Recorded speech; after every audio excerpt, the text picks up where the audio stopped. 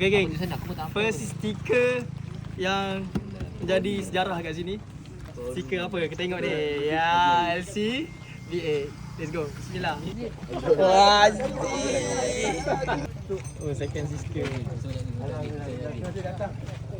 Assalamualaikum geng. Sempena misi ride ke Eropah, aku dapat kunjungan dari pihak Masjid As-Solihin Kacun Darat.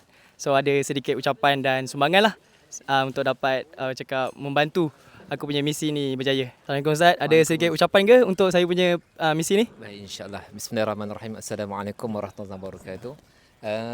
Terlebih dahulu saya mewakili pihak pengurusan ya Masjid Jami' As-Solihin Kacun Darat berasa seronoknya dan juga teruja dengan keadaan yang berlaku pada petang ini, yang mana anak karya kami ya, anak muda ya, Haji Aqil bin Misnan ya, akan meneruskan lagi misi berani beliau ya. Kalau sebelum ini misi yang seperti tidak boleh terima dengan akal ya, tapi kali ini ya dia meneruskan misi dengan menaiki motosikal ya.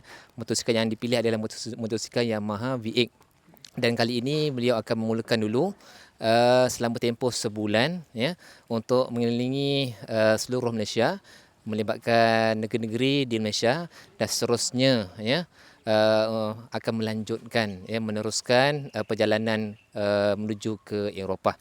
Jadi di kesempatan ini saya mewakili seluruh ahli karya ya, mendoakan kepada beliau ya selamat perjalanan pergi dan pulang ya, dan semoga ya perjalanan beliau dipermudahkan oleh Allah Subhanahu Wa Taala. Jadi di sini ada sikit sumbangan lah ya, untuk mungkin dapat membantu sikitlah ya, dan kami doakan ya sekali lagi dengan sungguh-sungguh ya, moga dimudahkan segalanya ya kepada Haji Aqil insya-Allah ya.